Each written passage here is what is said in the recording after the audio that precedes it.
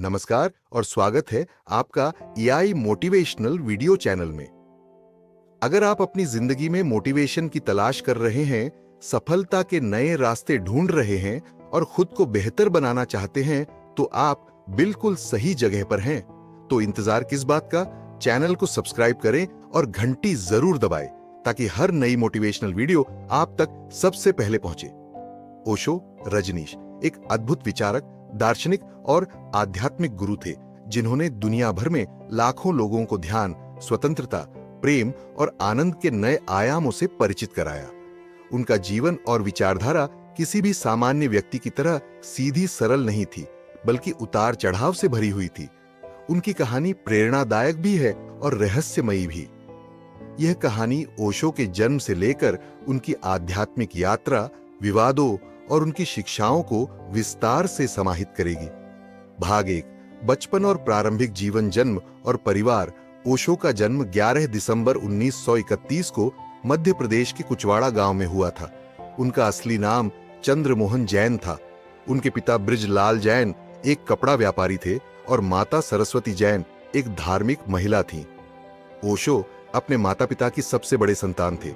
उनके परिवार में धार्मिकता थी, लेकिन ओशो को बचपन से ही परंपरागत धार्मिक विचारों से संतोष नहीं था।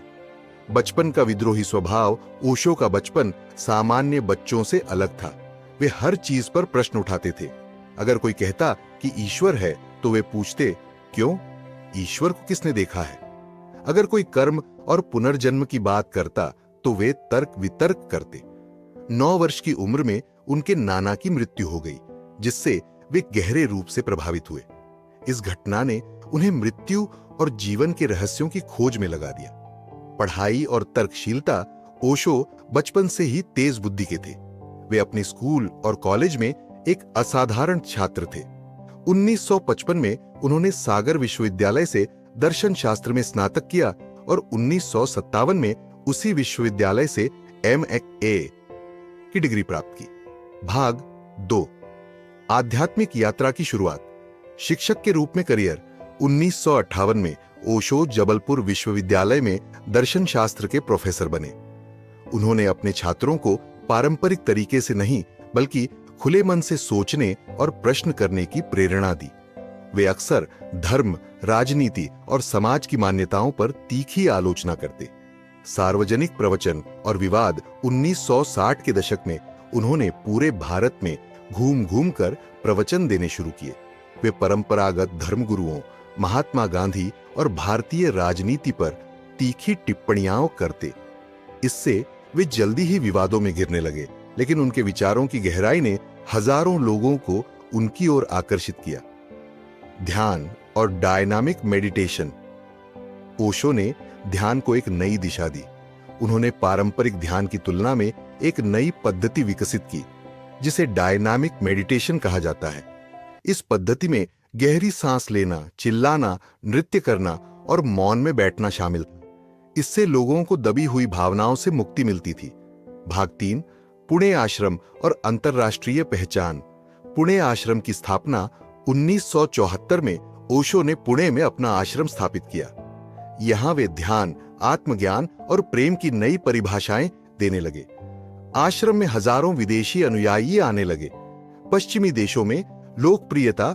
ओशो के विचार विशेष रूप से पश्चिमी देशों के लोगों को आकर्षित कर रहे थे।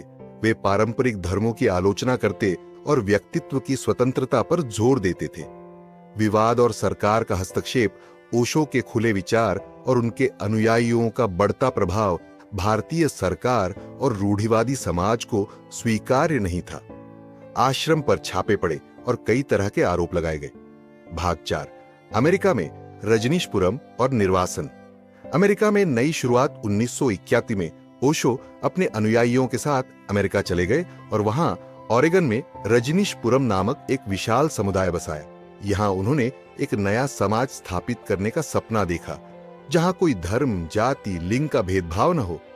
विवाद और गिरफ्तारी। रजनीशपुरम में तेजी से अनुयायियों की संख्या बढ़ी, लेकिन वहां की स्थानीय सरकार और अमेरिकी प्रशासन ने इसे खतरे के रूप में देखा।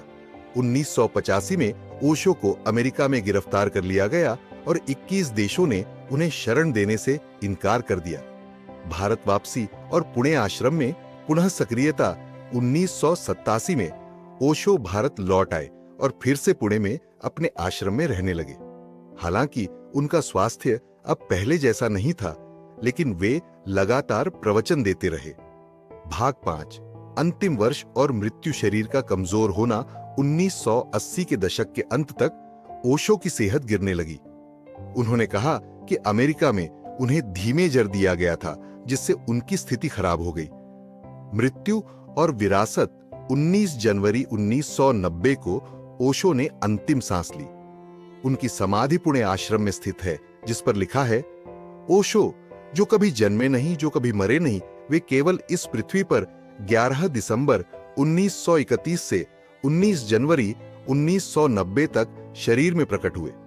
ओशो की शिक्षाएं। 1, ध्यान और आत्मज्ञान। ओशो ने कहा, ध्यान वह चाबी है जिससे आत्मज्ञान का द्वार खुलता है।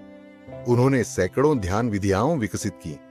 2, प्रेम और स्वतंत्रता। ओशो ने प्रेम को स्वार्थ और बंधनों से मुक्त करने की बात कही। उन्होंने कहा, सच्चा प्रेम स्वतंत्रता देता है, अधिकार नहीं जताता। 3, धर्म और परंपराओं की आलोचना। उन्होंने कहा, सभी धर्म गुलामी का कारण है। सत्य को खोजो, लेकिन किसी धर्म ग्रंथ से नहीं, बल्कि अपने अनुभव से। ओशो की कहानी केवल एक व्यक्ति की जीवनी नहीं है, बल्कि यह एक विचारधारा की यात्रा है। वे अपने जीवन में जितने विवादित थे, उतने ही प्रेरणादायक भी। उनकी शिक्षाएं आज भी लाखों लोगों को मार्गदर्शन देती है।